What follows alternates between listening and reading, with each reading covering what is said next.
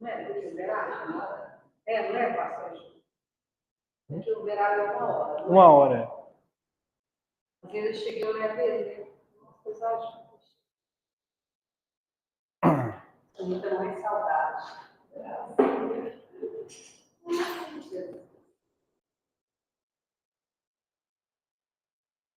Deixar com saudade. Não é? Nossa. Bom.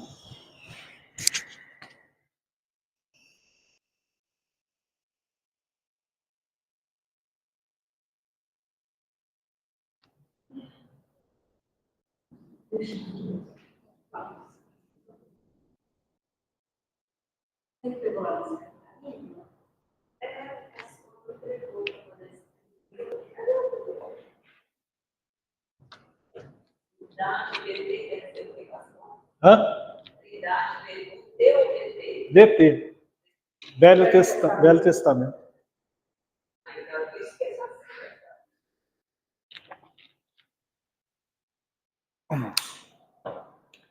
Então vamos iniciar novamente. Se estamos falando de movimento pentecostal, se vamos falar de teologia pentecostal, temos que falar da pessoa do Espírito Santo. E aí, a primeira coisa que a gente tem que saber é que realmente ele é uma pessoa da Santíssima Trindade. Existem religiões que têm uma visão diferente sobre o Espírito Santo, né? Então, consolador para o kardecismo não tem nada a ver com o Espírito Santo. Para o Testemunha de Jeová, o Espírito Santo não é uma pessoa, ele é uma força ativa de Deus. Força ativa de Deus, não uma pessoa, é uma força. Tanto é que na Bíblia Testemunha de Jeová, Espírito Santo está com M minúsculo. Espírito Santo está com M minúsculo e S minúsculo. Por quê? Porque eles não acreditam que ele é uma pessoa. Eles dizem que não existe trindade. Isso foi criado pelo Constantino. Lembra que eu falei de Constantino? Concílio de Nicéia. O que aconteceu no Concílio de Nicéia foi para combater o Ário e afirmar a doutrina da Trindade. 100 anos antes, o Tertuliano, que era um dos pais da igreja, havia formulado a palavra Trindade. Mas ele não inventou a Trindade, ele formulou porque o que melhor, a crença em um único Deus, que a Bíblia sempre vai salientar isso, existe um único Deus, o Antigo e Velho Testamento, mas que a gente vê no Novo Testamento que ele subsiste em 3 pessoas, o Tertuliano, pensando numa palavra que melhor representasse isso, pensou em Trindade, foi a melhor palavra mesmo, uma Trindade santa. Um único Deus, 3 pessoas. E aí a gente vê o Espírito Santo como uma pessoa mesmo. Então, Paulo vai dizer, não entristeçais, no livro de Efésios, o Espírito Santo, no qual fosse selado por dia da redenção. Você só pode entristecer uma pessoa, você não entristece uma energia elétrica, você não entristece um vento, você só entristece uma pessoa.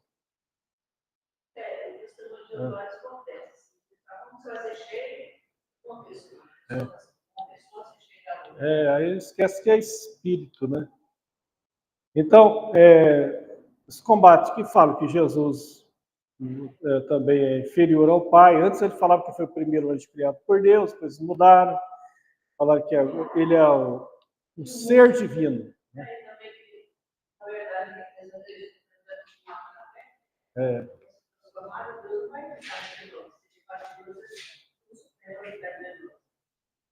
Eu pus VT, por quê? Porque tanto a doutrina da Trindade, a teologia da Trindade, como do Espírito Santo como pessoas, está na Bíblia toda, começando do Antigo Testamento.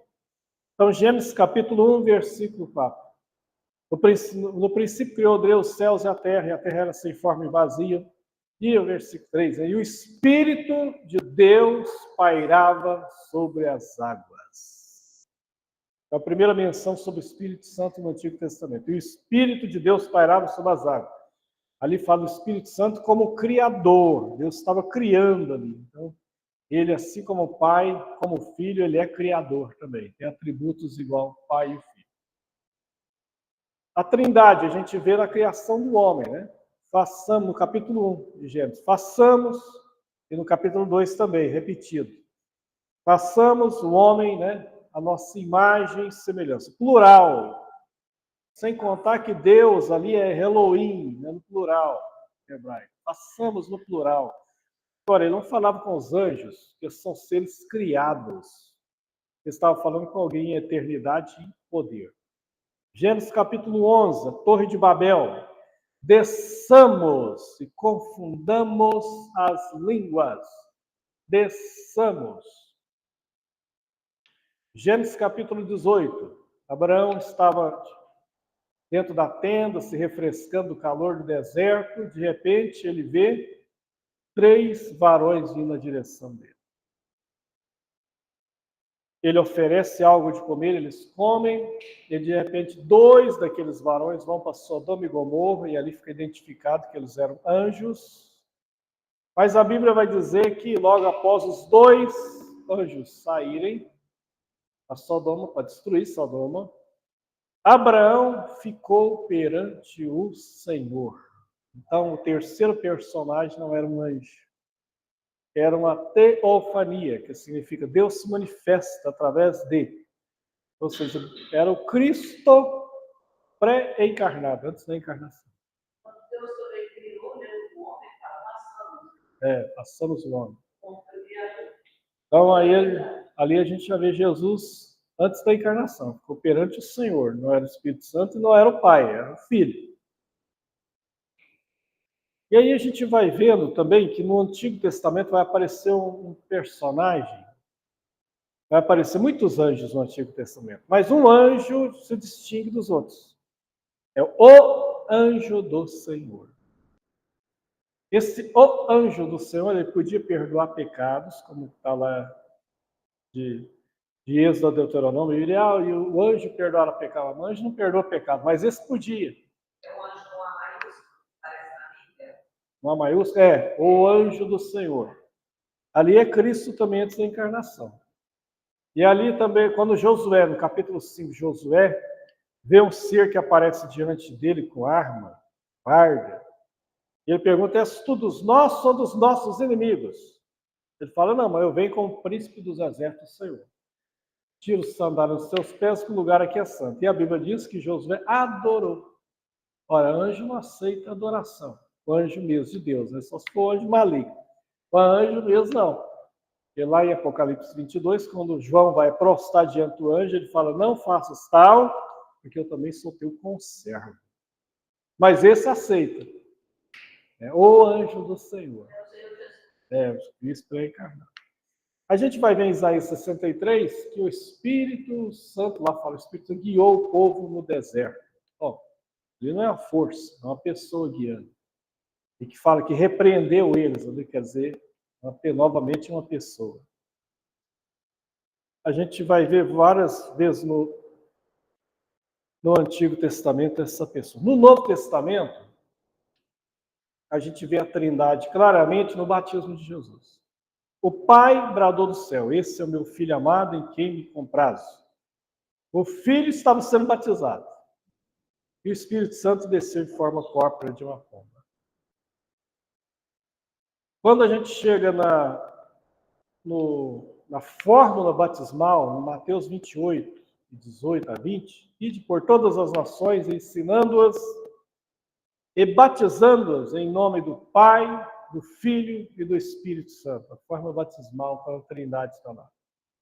Na bênção apostólica, 2 Coríntios, capítulo 13, versículo 13, que é o primeiro credo da igreja. Ali era lido como uma confissão de fé, não só uma bênção apostólica. Ele foi um dos primeiros credos da igreja. Que a graça do Senhor Jesus, o amor de Deus e a comunhão do Espírito Santo esteja com todos vós. 3 pessoas. A gente vê em Atos, capítulo 5, Pedro, ao repreender Ananias e Safira, fala: Ananias, por que você deixou Satanás encher seu coração? Por que mentistes ao Espírito Santo? E aí ele complementa: ora, não mentistes aos homens, mas a Deus. Então ele chamou o Espírito Santo de Deus. E falou que ele mentiu a ele, se somente com uma pessoa. Então ali, novamente, o Espírito Santo como uma pessoa. Quando Jesus, em João capítulo 14 até o capítulo 16, fala que está partindo, voltando para o Pai, ele fala: não deixe vocês órfãos, eu vou enviar um outro, semelhante a mim, um outro consolador, um paráclito, alguém, um vigário, né, de Cristo na Terra. A Igreja Católica fala que é o Papa, né? O vigário é o substituto. O substituto de Jesus era o Espírito Santo. E aí ele fala: e ele vai estar para sempre convosco, ensinando toda a verdade, vós o conheceis porque habita em vós. Então, uma pessoa, por que Jesus falou o outro consolador? Porque quando Jesus estava na terra, no seu ministério, ele era o consolador. Ele chegava para quem estava abatido e falava: não temas, vai em paz, os teus pecados estão perdoados. Curava, libertava. Ele era o consolador. Ele falou: agora estou indo, mas eu vou enviar o outro. Vai ficar para sempre convosco, Espírito Santo. Então, o outro consolador. Então, a primeira coisa é saber, realmente, ele é uma pessoa e a terceira pessoa da Santíssima Trindade. E aí, quando a gente vai ver a obra do Espírito Santo no Antigo Testamento, no Velho Testamento, você vai ver que se destaca 3 ministérios.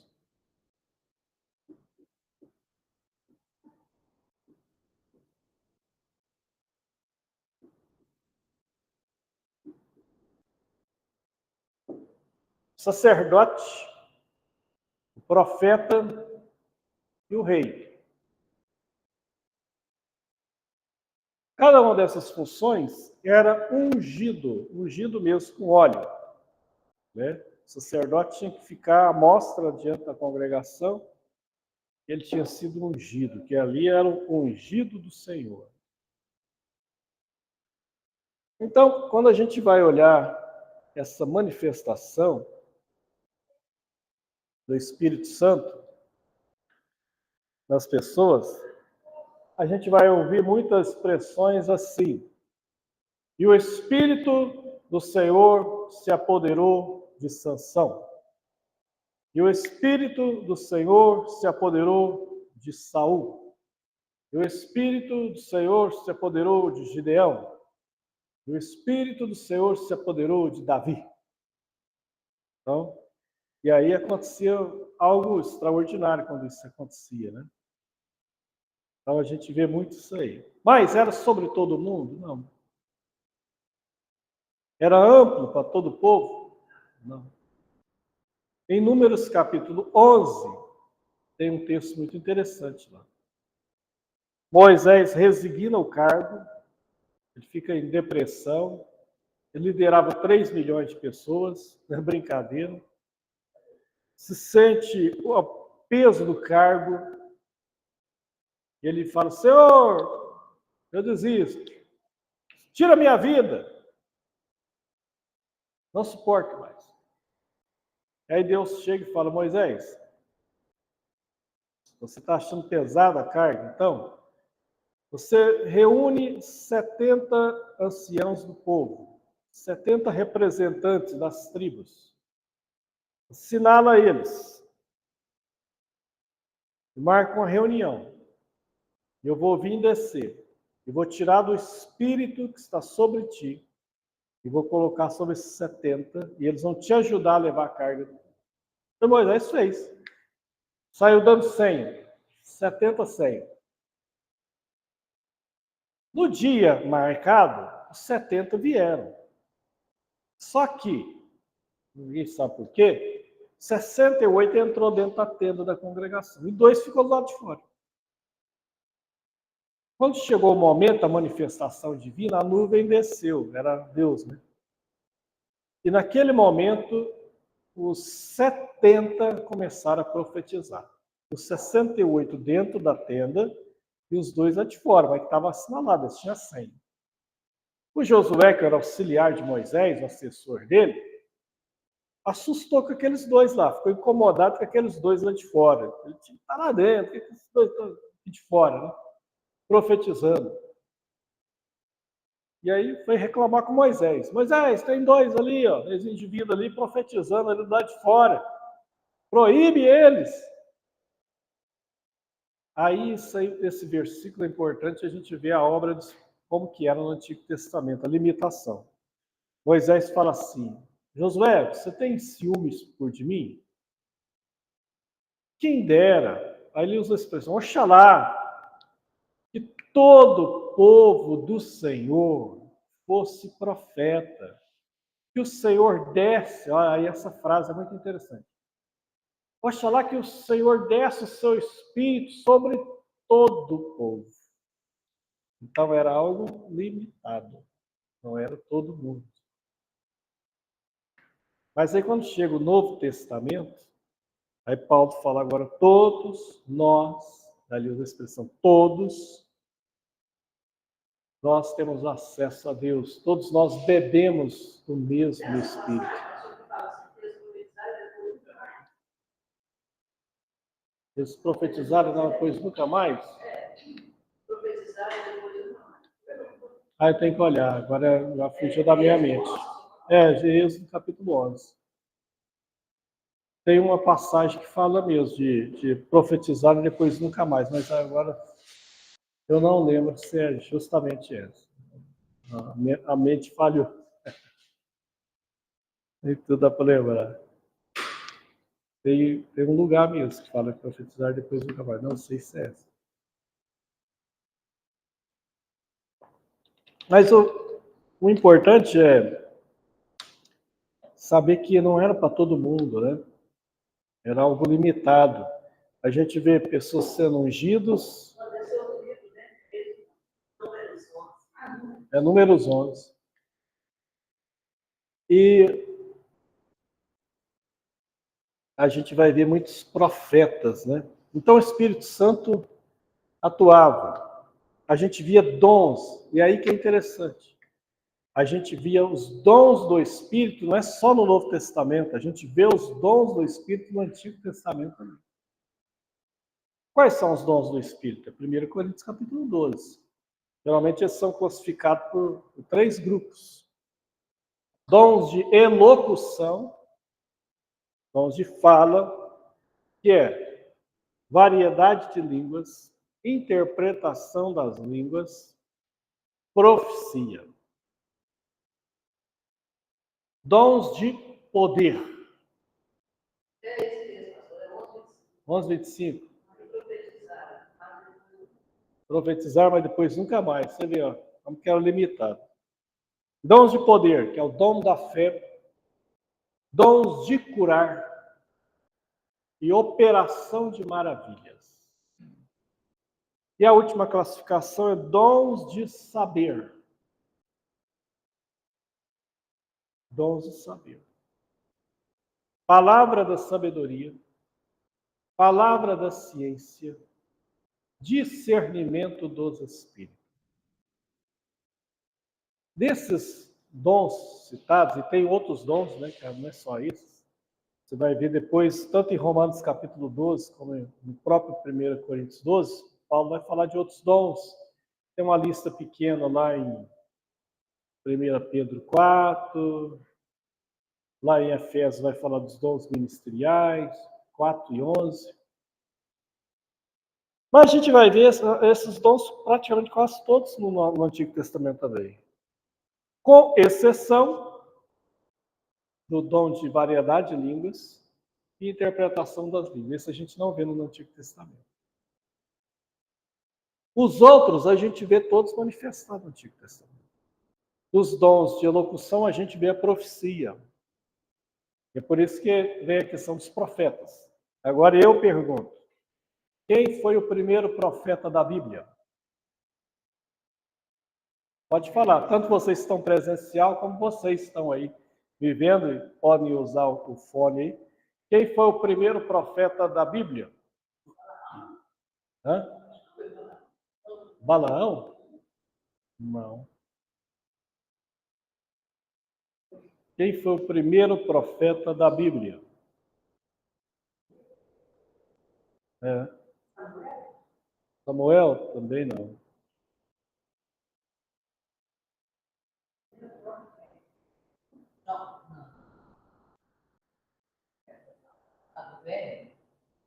Do Velho.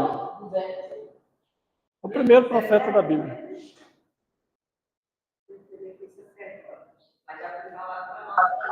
Foi Abraão. Abraão? Abraão foi um dos primeiros profetas, né? Deus até chama de profeta.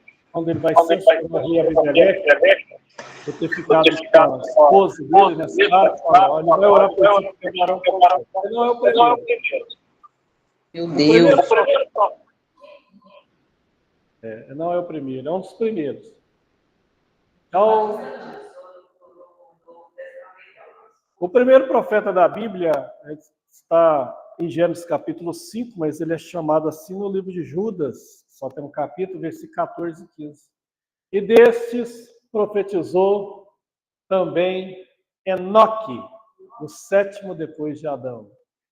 Veio, o Senhor virá com milhares de seus santos. A profecia dele está no livro de Judas. Gênesis 5 está a história dele, né? E depois em Hebreus 11 fala um pouquinho sobre ele também, dos heróis da fé. Mas lá em Judas, versículo 14 e 15, fala da profecia que ele fez. Então ele é o primeiro profeta. Enoque. Foi antes de Noé. Então esse é o primeiro profeta. Então a gente vai ver que havia profecia, né? E os profetas. Profetas canônicos, os profetas escritores, a gente vê vários aí, Isaías, Jeremias, Ezequiel, Daniel, e profetas que não escreveram, só falaram, né? Elias, Eliseu, não escreveram nada, mas eram profetas. A gente vê vários profetas no Antigo Testamento. Então, o dom de profecia lá, a gente vê dons de curar, né? No Antigo Testamento, quando o rei Ezequias adoece dá a entender que foi um câncer maligno e que tinha uma ferida exposta, né? Uma úlcera exposta. E Deus manda Isaías falar para ele, põe em ordem a tua casa, certamente morrerás. Ele ora e Deus manda o profeta mudar a mensagem. Fala que ele vai viver e expõe uma folha de figueira na ferida e ele é curado. Então a gente vê dons de curar no Antigo Testamento. A gente... não, aí já é operação de maravilha. Ressurreição de mortos entra em operação de maravilhas. Aí a gente vê a operação de maravilhas em abundância no Antigo Testamento. No ministério de Moisés era tudo operação de maravilha. O mar abre, cai maná do céu, o exército de Faraó engolido pelo mar, né? Tira a água da rocha. Só milagre um atrás do outro. Tudo maravilha. Ministério de ressurreição de mortos, no caso de ministério de Elias, Eliseu, operação de maravilhas. Então a gente vê a operação de maravilhas. Dom da fé. Porque existe a fé natural que todo ser humano nasce com ela. Existe a fé que você tem no momento da salvação, você crê para a salvação. Existe a fé como fruto do Espírito, que vai desenvolvendo, Gálatas, capítulo 5, 22, 23. E o fruto do Espírito é amor, tal, fé. Ela é desenvolvida. Mas existe a fé como um dom. O que é isso? É quando no momento específico da sua vida você crê e você está no encruzilhado que só uma ação sobrenatural de Deus e vem aquela fé.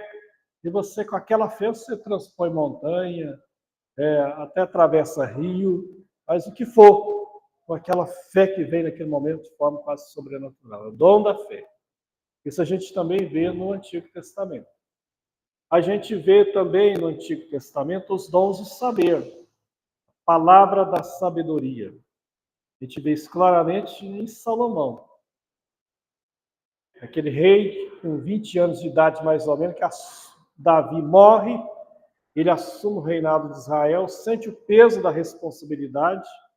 Ele estava substituindo o maior rei da história de Israel, Davi.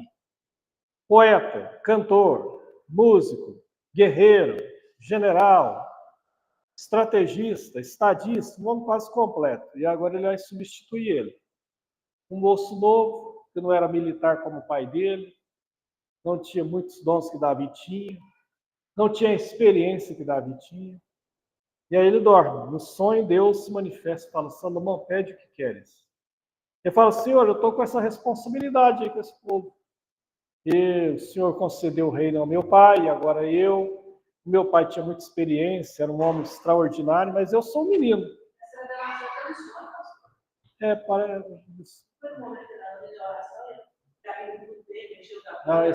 Essa foi a segunda vez que Deus manifestou. Né? Que Deus falou com ele 2 vezes, né? Direto 2 vezes. E depois veio através do profeta Aías. E aí, nessa segunda, parece que foi em sonho. A primeira vez só. E aí ele fala: pede o que queres. Ele fala: olha, então dá ao teu servo um coração sábio e entendido para julgar o teu povo.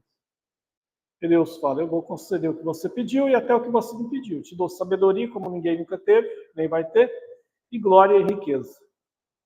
Ele acorda e passa a ser um homem muito sábio. Depois, a gente vê a palavra da sabedoria também na vida de Daniel, um homem muito sábio.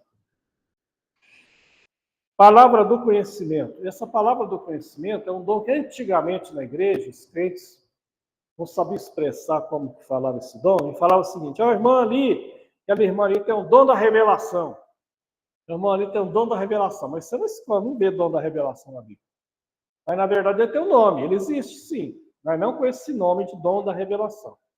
É, na verdade, palavra do conhecimento ou palavra da ciência. É quando Deus revela algo que para você ali está oculto. Não tem como você não saber, a não ser com uma revelação divina. Palavra da ciência ou palavra do conhecimento. Então a gente vê isso manifesto, né? Tanto no Novo Testamento como no Antigo Testamento. No Antigo Testamento a gente vê no ministério do profeta, vários profetas, mas no Aías fica muito claro, né? Quando Jeroboão, Aías está praticamente cego, bem de idade, Jeroboão desviou completamente, o filho dele adoece, ele fala: olha, ele tem que consultar um homem de Deus. Eu conheço o Aías, mas ele ouviu falar que ele está cego. Então você faz o seguinte, mas vai que ele enxerga um pouquinho ainda. Então você vai, disfarça, tira essa roupa de rainha, põe um disfarce, chega como uma mulher comum lá e pergunta, e não fala que é a minha mulher também não. E nem fala que o menino, nosso filho, é o príncipe, não. Chega lá e fala: olha, o profeta queria consultar a respeito da saúde do meu filho. Só assim. Ele fez o planejamento certinho. O problema é que Deus revelou. E a hora que ela pisou na soleira da porta, o profeta falou: pode entrar, mulher de Jeroboão. Aí é só Deus que revela. É a palavra do conhecimento. Né? Então a gente vê os dons, vários dons. Você vai ver vários dons no Antigo Testamento também. Mas você não vai ver variedade de línguas e interpretação das línguas. Esses dons vão ser manifestos no Novo Testamento. Mas aqui a gente vai ver dons extraordinários sendo manifestos, né? Nesse período aí. Muita coisa, né? Isso tudo é o ministério do Espírito Santo. Então, sempre a gente vê isso aí, né? O Espírito do Senhor, no Antigo Testamento, ensinando até coisas assim, de atividade profissional, por exemplo. Israel precisava, o povo de Israel saiu do Egito, eles eram escravos, eles não tinham formação. O único que tinha era Moisés. E agora Deus fala: vocês têm que construir um tabernáculo. Mas não tinha ninguém que tinha um curso, uma formação para fazer aquilo lá. E a Bíblia diz que o Espírito de Deus encheu, capacitou 2 homens lá em toda a obra de artífice. Eles não sabiam, ninguém tinha ensinado para eles. Mas eles passaram a ser capacitados e eles faziam a obra mais perfeita. O Espírito Santo. Isso mostra que quando Deus necessita de algo específico, ele faz, né? A sua obra. É Bezaliel e Oliabe, me parece. Está no livro de Êxodo, lá pelo esse capítulo 32.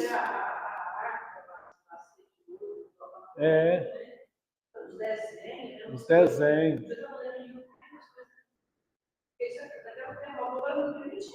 Era. Não, e tinha povos que tinham, mas eles saíram como escravos, né? Sem formação. Mas Deus fez, houve a necessidade, né? E Deus capacitou. E ele faz isso até hoje, né? Não estou dizendo nesse sentido de obras assim. Mas Deus capacita, né? É igual eu falei do pastor David Wilkerson. Sabia como lidar com a situação lá, que as gangues, ele tinha preparo nenhum. O primeiro dia que ele foi em Nova York lá, ele dormiu no carro, sem saber o perigo que ele estava correndo em plena Nova York. Ele era um pastor do interior, todo inocentão lá. Porque foi conversar com os moços lá a primeira vez, o Nick Cruz, que depois se converteu, pegou o canivete e saiu arrebentando os botões do paletó dele tudinho, assim, para assustar ele, né? Cortando. Ele voltou com o paletó todo aberto. E aí, sabe o que ele fez? Ele marcou uma cruzada numa escola, num ginásio lá. E chamou essa turma todinha. Eles foram. Aí chegou lá no dia, lá, ele pregou, não tinha diácono, não tinha nada. Ele falou para os dois chefes da gangue, ó, escolhe algumas pessoas aí, vocês que vão colher a oferta aqui. Eles falaram, nós vamos dar um calote a esse pastor aqui. Mas, de repente, eles falaram que, inexplicavelmente, algo puxou eles para eles não fazer isso. Não fizeram. E a hora que ele fez o apelo, os dois chefes da gangue se converteram, né? E um deles foi o Nick Cruz. Quer dizer, ele não tinha preparo nenhum para mexer com aquele povo lá. Mas ele trabalhou. A história está narrada no livro A Cruz e o Punhal e o filme. Foi por fé.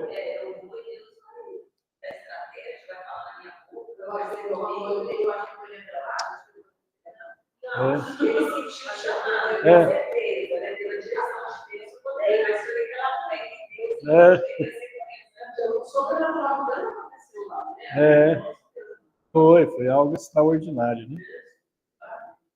Então Deus capacita ainda hoje. Então a gente vê a atuação do Espírito Santo na vida dos sacerdotes, na vida de juízes, né? Os juízes, teve uma época que Deus levantou juízes. Cada juiz que levantava via a expressão.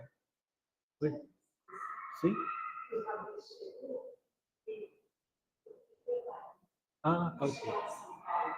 Tá ok. Pode ir à vontade.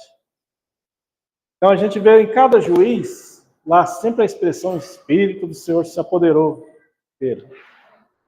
No livro dos Samuel, da mesma forma, tanto com Saul como com Davi, a gente vê as mesmas expressões, né? E depois a gente vê textos lá falando também, alguns até de profecia sobre o futuro ministério de Jesus, Isaías 61, o Espírito do Senhor está sobre mim, o Espírito Santo da criação, Salmo 104, o Espírito de Deus renova a face na terra. Então, tudo isso no Antigo Testamento a gente vai ver na obra do Espírito Santo. E às vezes ele erguia pessoas, né, no meio do povo em momentos específicos para usar. Então ele é essa pessoa, né, que dirigia e dirige até hoje. Quando chega no Novo Testamento, aí a gente vai ver primeiramente no ministério de Jesus. E antes do ministério de Jesus, a gente vai ver na concepção de Jesus. Por isso que eu falei que eu gravei meu último vídeo no YouTube é sobre Maria. Por quê? Porque a Igreja Católica fala, né, alguns ensinos lá sobre Maria que não tem nada a ver com a Bíblia Sagrada. Então Jesus é gerado por obra e graça do Espírito Santo. Um caso único na história. um milagre que a gente não sabe explicar. Paulo fala em 1 Timóteo 3,16 que é o milagre da encarnação, é um milagre. Como que pode um ser humano ser gerado sem o espermatozoide, só com o óvulo. O Espírito de Deus foi no óvulo de Maria e fez ali gerar um gameta. E uma vida é produzida ali. É um ato sobrenatural. Nós pedimos amizade de 30 anos esse final de semana por conta dessa história. Amigo muito católico, muito.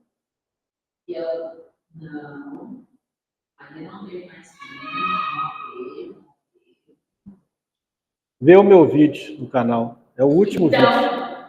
Eu estou até com um sentimento de culpa. Tanto que eu falei, eu quero ver assim. Vê o vídeo e manda para ela. Tem muitos católicos. Nossa, acabou a amizade. Não, manda para ela. Fala, olha. Sabedoria na época. Porque eu não falo em momento nenhum atacando o catolicismo. Eu falei com a Bíblia Católica na mão. Eu peguei a Bíblia Católica e comecei a mostrar. É no YouTube, senhor? Pastor? Pode pôr, Gilberto Donizete, achar o canal. É o último vídeo. E ali porque se fala que Jesus foi o filho unigênito de Maria. Ele é unigênito de Deus, né? Dela ele é o primogênito, é diferente. Bom, então começa com o nascimento de Jesus, depois João Batista saltando, bebezinho, no ventre de Isabel com a saudação de Maria. E a Bíblia diz que ele foi cheio do Espírito Santo. Né? Depois, com a profecia do anjo Gabriel, falando para João Batista, vai diante dele espírito e virtude de Elias. Então, não significava que ele era um Elias reencarnado, significava que ele ia ter a mesma unção, mesma característica do ministério de Elias. Né? Então, era isso. A gente vê, porque quando houve Elias e Eliseu, aconteceu algo semelhante. Eliseu teve um ministério muito parecido com o de Elias. Né? Foi o pedido dele, né? Peço-te que me dê porção dobrada do teu espírito. Que na verdade, todo primogênito ele tinha uma porção dobrada. Na verdade, ele estava falando direito de primogenitura. Tinha os filhos dos profetas e tinha o Eliseu. Ele estava pedindo algo a mais. E foi o que aconteceu. Se você olhar os milagres que Elias fez, o milagre que Eliseu fez, está quase que o dobro dos milagres que Elias fez e o milagre que Elias realizou. A gente vê também, ainda no Antigo Testamento, Zacarias 4, né, 6, né? Não por força nem por violência, mas pelo meu Espírito. Novamente falando sobre o Espírito Santo no Antigo Testamento. A gente vê uma atuação, parecendo um pequeno Pentecoste, tanto em Números 11, quando desce sobre os 70, como também lá no caso de Saul, quando ele chega lá na tenda dos profetas, filhos dos profetas, e começa a profetizar com eles lá junto com todos aqueles profetas. Está parecendo uma reunião pentecostal, em pleno Antigo Testamento. Mas é no Novo que a gente vai ver, né? Então tem um livro na Bíblia, que é o livro de Atos, que alguns escritores chamam ele de o Evangelho do Espírito Santo.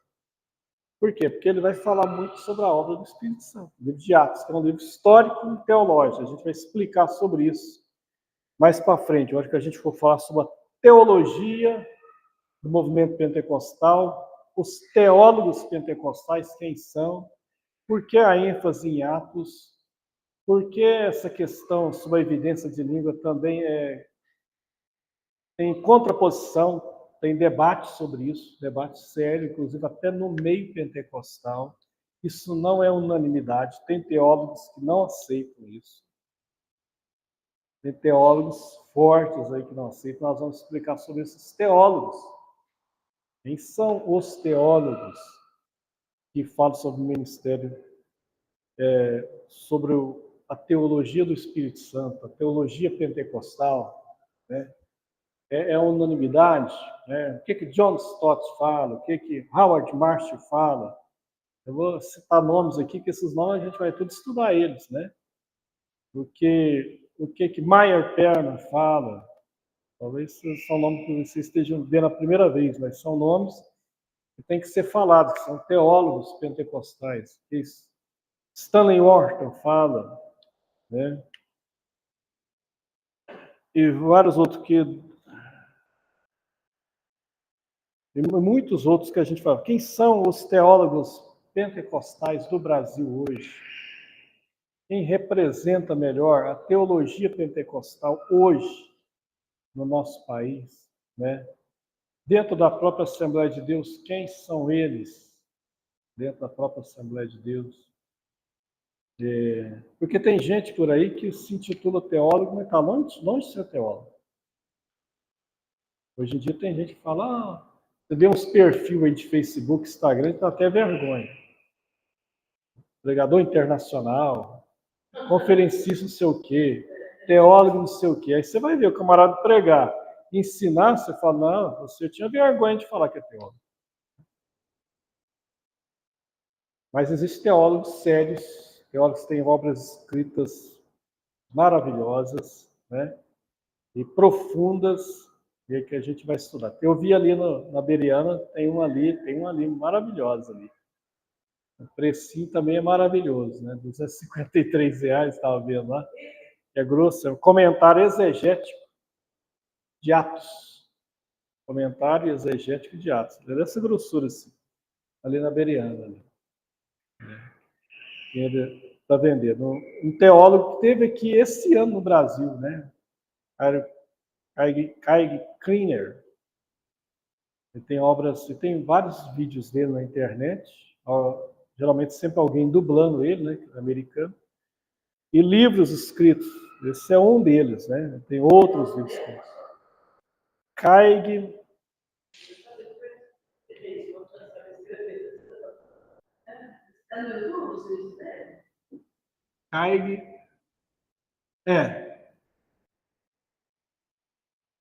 Kleiner. O livro que está lá chama Comentário Exegético de Atos dos Apóstolos. Tem alguns livros dele que a gente consegue até em PDF na internet. Tem alguns, né? Não é todos não.